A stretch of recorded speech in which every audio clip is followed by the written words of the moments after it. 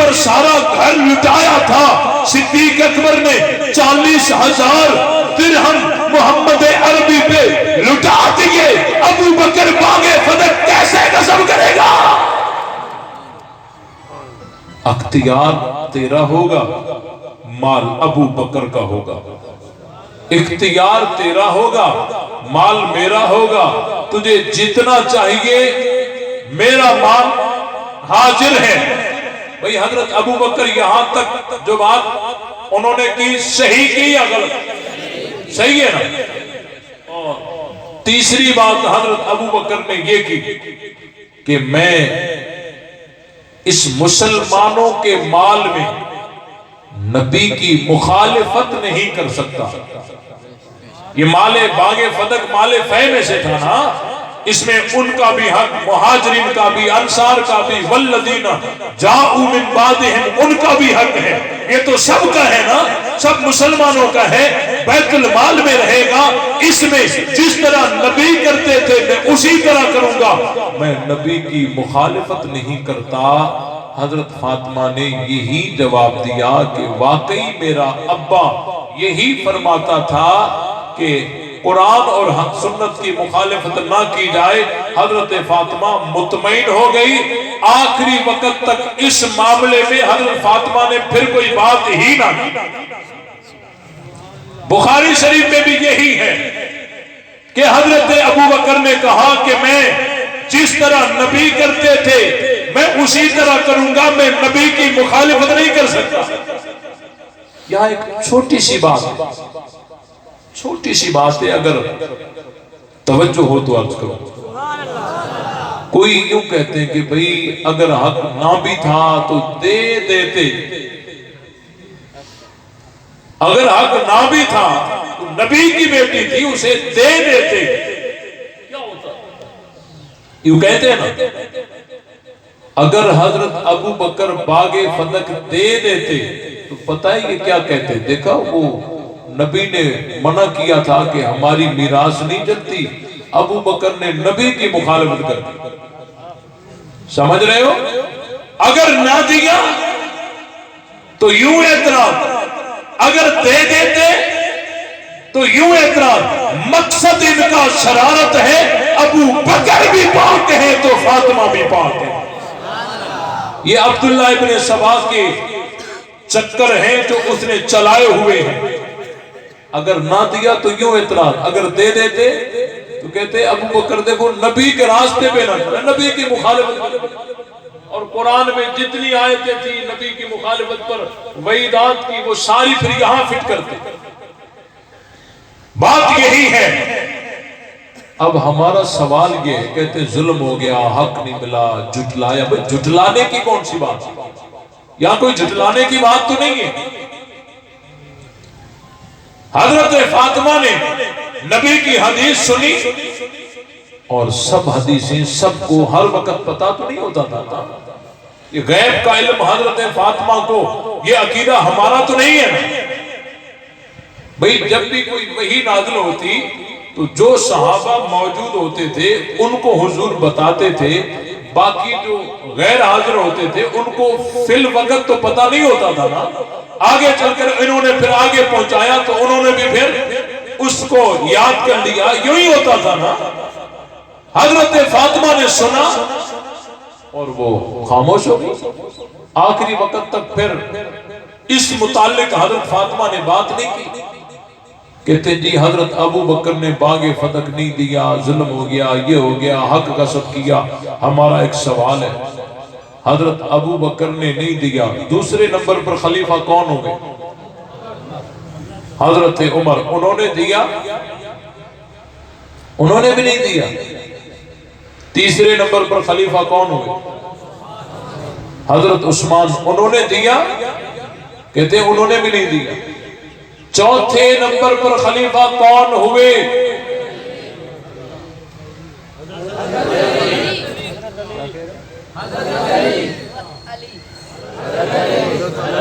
کون ہوئے بھائی؟ حضرت علی۔ جب حکومت علی کی تھی، لشکر علی کا تھا، فوج علی کی تھی، طاقت علی کی تھی، خلافت علی کی تھی، تو علی نے باغ فتح حضرت فاطمہ کے ورثاء کے حوالے کیا؟ کیوں نہیں کیا؟ علی نے کیوں نہیں دیا؟ سوال ہے ہمارا، جو کام صدیق اکبر نے کیا وہی کام علی نے کیا۔ دونوں ایک کشتی کے سوار ہیں، اعتراض کرو تو دونوں پہ کرو، نہ کرو تو کسی پہ نہ کرو۔ علی نے کیوں نہیں دیا؟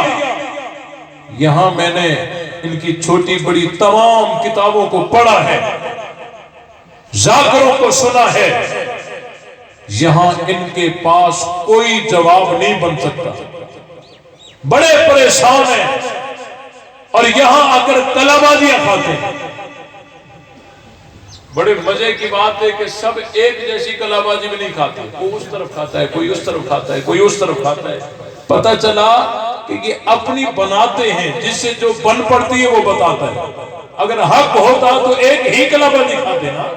بھئی سوال ہے، اگر حضرت ابو بکر نے ظلم کیا تھا تو حضرت علی اپنے دور میں تو اس کو صاف کرتے نا، فیصلے کو سیدھا کرتے۔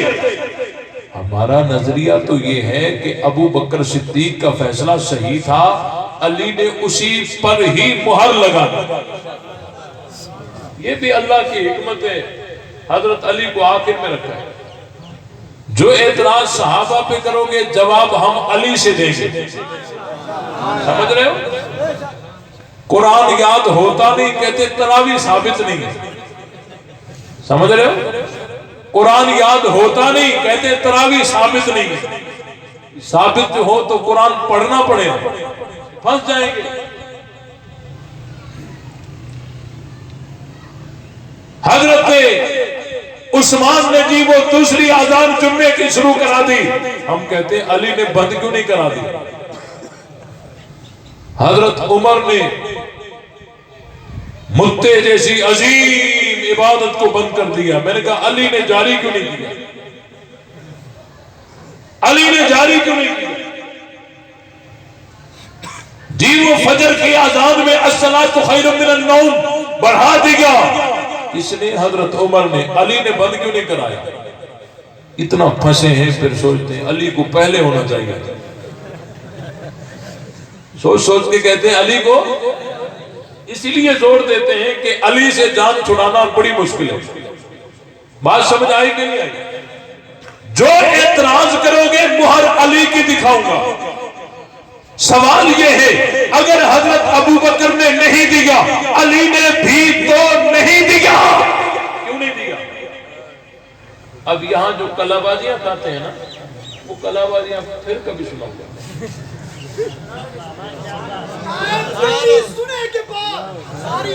یہ تو دین ہی پورا نہیں ہوا، ٹھہر بھائی ٹھہر، توجہ۔ کہتے ہیں کہ علی نے باغ فتح اسی لیے نہیں دیا کہ جی وہ اہل بیت جو ہے نا وہ چھینی ہوئی چیز واپس نہیں لیتے، اہل بیت جو ہے وہ چھینی ہوئی چیز واپس۔ میں نے کہا علی نے خلافت تو لے لی، تم ہی کہتے ہو نا حق پہلا تھا لیکن چھین گئے تھے، پھر چوتھے نمبر پر دے دی تو لے لی، خلافت تو لے لی، باغ فتح کیوں نہیں دیا؟ نبی سے مکہ چھینا گیا نا، چھینا گیا تھا نا۔ الا تنصروه فقد نصره الله اذ اخرجه الذين كفروا، کافروں نے نکالا تھا نا، مکہ چھینا گیا تھا، تو نبی نے لشکر تیار کر کے مکے پہ چڑھائی کر کے مکہ فتح کر کے واپس لیا کہ نہیں لیا؟ یہ جو کہتے ہو چھینی ہوئی چیز واپس نہیں لیتے، نبی تو لیتے، اہل بیت نبی کی مخالفت میں تھے کیا؟ پھنسے یا نہیں پھنسے؟ یہ کلابازی ان کے فائدے کی بولو، کہتے ہیں یہ بھی کام کی نہیں ہے، چلو ایک اور کھا لیتے ہیں۔ میں نے کہا کھاؤ، ہمارا سوال برقرار ہے، علی نے باغ فتح کیوں نہیں دیا؟ ایک فارمولہ یاد رکھو، جو اعتراض باغ فتح کے متعلق حضرت ابو بکر پر کریں، آپ وہاں نام حضرت علی کا ڈال کے وہی اعتراض ان سے کریں۔ حضرت ابو بکر نے باغ فتح نہیں دیا، ہم پوچھتے ہیں علی نے کیوں نہیں دیا؟ حضرت ابو بکر نے نہیں دیا، ہم کہتے ہیں علی نے نہیں دیا۔ کچھ باتیں تمہاری ہیں تو کچھ ہماری بھی ہیں۔ کہتے ہیں وہ علی جو ہے نا، ہاں اہل بیت جو ہیں وہ اپنی طاقت اپنے لیے استعمال نہیں کرتے۔ دوسری کلمات یاد رہے گی، اہل بیت جو ہیں یہ اپنی طاقت اپنے لیے استعمال نہیں کرتے، وگرنہ کب کا وہ باغ فتح دے دیتے۔ سمجھ آ رہی ہے کلمات؟ اہل بیت اپنی طاقت اپنے لیے استعمال نہیں کرتے۔ میں نے کہا کتنے بے وقوف ہیں، بات چل رہی ہے نبی کی میراث کی، اگر میراث چلتی تو حصہ ملتا نبی کی بیویوں کو، حضرت عباس کو، حضرت حسن حسین کو، ان کی بہنوں کو۔ علی کا اپنا تو مسئلہ ہی نہیں تھا نا، ان کو تو دلوا دیتے، یہ اپنا تو کوئی مسئلہ ہی نہیں تھا نا، ان کو تو دلواتے۔ یہ کلابازی بھی کام کی ہے تو بتاؤ۔ پہلے تو بنیاد ہی غلط ہے کہ اہل بیت اپنی طاقت اپنے لیے استعمال نہیں کرتے، یہ ہی غلط ہے۔ نبی سے مکہ چھینا گیا، نبی نے طاقت جمع کر کے استعمال کر کے مکہ لیا کہ نہیں لیا؟ دوسری کلابازی بھی کام کی، تیسری کلابازی سمجھ رہے؟ تیسری کلابازی کھاتے ہیں۔ ہمارا سوال برقرار ہے کہ علی نے باغ فتح کیوں نہیں دیا؟ ہمارا نظریہ تو یاد ہے نا، ہم تو کہتے ہیں انہوں نے ابو بکر کے فیصلے پر مہر لگا دی کہ وہ فیصلہ صحیح تھا، وہ فیصلہ صحیح تھا۔ لیکن اگر تم اس مہر کو نہیں مانتے تو پھر ہمارا سوال ہے، چلو بتاؤ علی نے پھر کیوں نہیں دیا؟ تیسری کلابازی یہ کسی اور موقع پر ابھی بتا دو۔ تیسری کلابازی یہ کھاتے ہیں کہ علی نے باغ فتح اسی لیے نہیں دیا کہ حضرت علی جو ہیں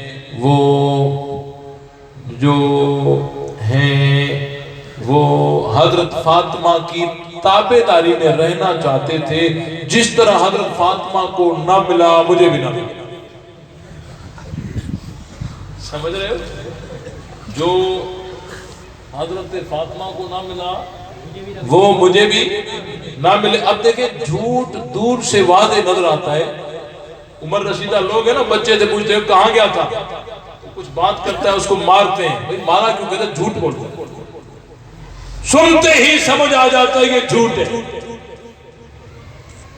حضرت علی نے اسی لیے نہیں دیا کہ حضرت علی فاطمہ کی تابعداری میں رہنا چاہتے تھے، جس طرح ان کو نہ ملا اس طرح مجھے بھی نہ ملا۔ میں نے کہا بے وقوف ہو، اگر تابعداری ہی کرنی تھی تو پھر تو علی کو مطالبہ کرنا تھا، جس طرح حضرت فاطمہ نے کیا تو تابعداری پوری تو ہوتی نا، تابعداری پوری تو ہوتی نا۔ اور ایک بات دوسری بات یہ ہے کہ مجبوری والے عمل میں تابعداری نہیں کی جاتی، غیر اختیاری عمل میں تابعداری نہیں ہوتی۔ میں مثال دیتا ہوں، مولوی صاحب نے یہاں تقریر کی، تقریر کے بعد روڈ پر کھڑے ہو گئے، گاڑی ملے تو گھر جاؤں، گاڑی ملے تو گھر جاؤں۔ پوری رات وہ بیچارے روڈ پہ کھڑے رہے، گاڑی نہیں ملی۔ اب اس کا پوری رات روڈ پہ کھڑا رہنا یہ خوشی میں تھا مجبوری میں؟ بولو مجبوری میں تھا نا۔ اب کوئی کہے کہ مجھے مولوی صاحب سے محبت ہے، میں تو مولوی صاحب کی تابعداری کرنا چاہتا ہوں، مجھے پتا چلا ہے کل رات وہ ساری رات روڈ پر کھڑے رہے تو آج میں بھی ساری رات کھڑا رہوں گا، اسے کوئی عقل والا کہے گا؟ بھئی تابعداری مجبوری والے عمل میں تو نہیں کی جاتی۔ اور تم ہی تو کہتے ہو نا حضرت فاطمہ نے بڑی کوشش کی لیکن باغ فتح نہ ملا، تو حضرت فاطمہ کو باغ فتح کا نہ ملنا یہ تو مجبوری میں تھا نا، مجبوری میں تھا، ان کے عقیدے میں مجبوری میں تھا، تو مجبوری والے عمل میں تو تابعداری کی نہیں جاتی۔ علی نے کیسے کی؟ پھنسے یا نہیں پھنسے؟ پھنس گئے۔ علی نے تابعداری اس مجبوری والے عمل میں۔ اور دوسری بات یہ ہے اگر حضرت علی فاطمہ کی تابعداری میں رہنا چاہتے تھے تو پھر ابو بکر کیا کیا قصور ہے؟ وہ تو نبی کی تابعداری میں رہنا چاہتے تھے، سمجھ رہے ہو؟ وہ تو نبی کی تابعداری میں رہنا چاہتے تھے۔ یہ اپنی عوام کو بڑی ببکیاں لگا کے کہتے ہیں جی ہم تو جی اس مسئلے میں بڑے چیمپئن ہیں، لیکن ان کا حال اس سے زیادہ اور نہیں ہے۔ قرآن میں یہ آتے نہیں ہیں۔ باغ فتح کے متعلق قرآن کا فیصلہ کیا ہے؟ نبی کا عمل دکھاؤ، خلفائے راشدین کا عمل دکھاؤ، خلفائے راشدین کا عمل دکھاؤ۔ بات سمجھ آئی کہ نہیں آئی؟ دیکھیں کہتے جی وہ حضرت فاطمہ ناراض ہو گئی تھی، اور بخاری شریف میں ہے فاطمہ بضعۃ منی من آذاہا فقط آذانی، فاطمہ میرے جگر کا ٹکڑا ہے، جس نے اسے دکھایا اس نے مجھے دکھایا، یہ روایت ہے۔ اور دوسری روایت ہے فلم تکلم حتی ماتت، حضرت فاطمہ نے آخری وقت تک حضرت ابو بکر سے بات نہیں کی، مطلب کہ ناراض تھی نا۔ تو یہ دونوں روایتوں کو پلس کرو، نتیجہ یہ آتا ہے کہ حضرت فاطمہ کو حضرت ابو بکر نے ناراض کیا۔ یہاں بھی قوم کو چونا لگاتے ہیں، یہ کیوں نہیں بتاتے کہ فاطمہ میرے جگر کا ٹکڑا ہے؟ یہ آپ علیہ السلام نے کس موقع پہ فرمایا تھا؟ یہ تو اس وقت فرمایا تھا جب حضرت علی ابو جہل کی بیٹی کے ساتھ شادی کا ارادہ کر رہے تھے۔ حضرت فاطمہ ناراض ہو کر اور نبی کے پاس آئی تھی، اس وقت آپ علیہ السلام نے فرمایا تھا فاطمہ میرے جگر کا ٹکڑا ہے، جس نے اسے دکھایا اس نے مجھے دکھایا۔ اور اس فرمان کی وجہ سے حضرت علی نے جب تک حضرت فاطمہ زندہ تھی علی نے کوئی اور شادی نہیں کی۔ یہاں کا فرمان وہاں فٹ کرنا خیانت ہے یا نہیں؟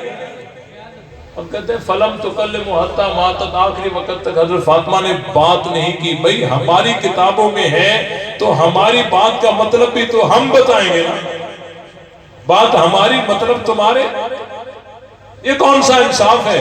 ہماری کتابوں میں لکھا ہے تو مطلب ہم سے پوچھو۔ فلم تکلم ہو فی ھذا المیراث فی ذلک المال، اس میراث کے متعلق، اس معاملے کے متعلق حضرت فاطمہ نے بات ہی نہ کی۔ اور بات کیوں کرتی؟ غیر محرم تھے نا حضرت ابو بکر، ان سے بات کرنا جائز بھی تو نہیں تھی۔ بات سمجھ آئی کہ نہیں آئی؟ اور بات نہ کرنا یہ فقط ناراضگی ہی کی وجہ سے ہو، یہ بنیاد ہی غلط ہے۔ آپ کے محلے میں بہت سارے لوگ رہتے ہیں، گلی بھی ایک ہے، محلہ بھی ایک ہے، مہینے گزر گئے، بات کرنے کی نوبت نہ آئی، ناراض بھی نہیں، بھئی ہے یا نہیں ایسا؟ بات کرنے کی نوبت ہی نہیں آئی، کوئی ضرورت ہی نہیں ہے، کام ہی نہیں ہے۔ اسی لیے یہ جو اختلاف کی باتیں کرنے والا، یہ سب سے پہلا عبداللہ ابن سبا یہودی تھا، جس نے نبی کے ساتھ دشمنی کرنے کے ارادے سے غلط اعتقاد کے انجیکشن اسلام کو لگائے اور لوگوں کو بھڑکایا۔ آج تک جو یہ باتیں کرتے آ رہے ہیں یہ عبداللہ ابن سبا یہودی کی نسل ہے۔ صحابہ کا اہل بیت سے پیار تھا، اہل بیت کا صحابہ سے پیار تھا، اور انشاءاللہ ہر چوک اور چوراہے پر عظمت صحابہ اہل بیت کے نعرے لگاتے رہیں گے، اور دشمن کو بتانا چاہتے ہیں ہم ڈرنے والے نہیں ہیں، جھکنے والے نہیں ہیں، ہم نے یہ عزم کیا ہوا ہے، اپنی جوانی صحابہ کے کھاتے لگائی ہوئی ہے، ہم جیئیں گے بھی صحابہ کی غلامی میں، مریں گے بھی صحابہ کی غلامی میں۔ جرت اور غیرت سے جواب دیجئے، نبی سے کلمہ سیکھنے والے کون؟ ماننے والے، ماننے والے، ہاتھ بلند کر کے کان منکر کان رکھ کر سن رہا ہو، اس کا پیشاب کہیں نکل جائے، جرت اور غیرت کے ساتھ جواب دیجئے، نبی سے کلمہ سیکھنے والے کون؟ نبی سے اذان سیکھنے والے کون؟ نبی سے نماز سیکھنے والے کون؟ نبی بدر میں ساتھ کون؟ نبی احد میں ساتھ کون؟ نبی حنین میں ساتھ کون؟ نبی احزاب میں ساتھ کون؟ نبی عرفات میں ساتھ کون؟ نبی منی میں ساتھ کون؟ نبی مکے میں ساتھ کون؟ نبی مدینے میں ساتھ کون؟ تو مصطفیٰ کے مرید کون؟ مصطفیٰ کے پروانے کون؟ مصطفیٰ کے عاشق کون؟ مصطفیٰ کے جان نثار کون؟ مصطفیٰ کے تابعدار کون؟ مصطفیٰ کے نوکر کون؟ تو ہم نوکر کس کے؟ ہم مرید کس کے؟ ہم پروانے کس کے؟ ہم عاشق کس کے؟ ہم جان نثار کس کے؟ ہم تابعدار کس کے؟ ہم سپاہی کس کے؟ بول جو صدیق کا نہیں وہ ہمارا، جو فاروق کا نہیں وہ ہمارا، جو عثمان کا نہیں وہ ہمارا، جو علی کا نہیں وہ ہمارا، جو صحابہ کا نہیں وہ ہمارا، جو اہل بیت کا نہیں وہ ہمارا نہیں ہے۔ لے شوق سے نام صحابہ کا، کر چرچا عام صحابہ کا، کر طلب ہے تجھ کو جنت کی تو پلہ تھام صحابہ کا، اخبار پر کرتی ہے تو کٹ جائے زبان میری، اظہار تو کر دے گا جو ٹپکے گا لہو میرا، فنا فی اللہ کی تہ میں بقا کا راز مضمر ہے، جسے مرنا نہیں آتا اسے جینا نہیں آتا۔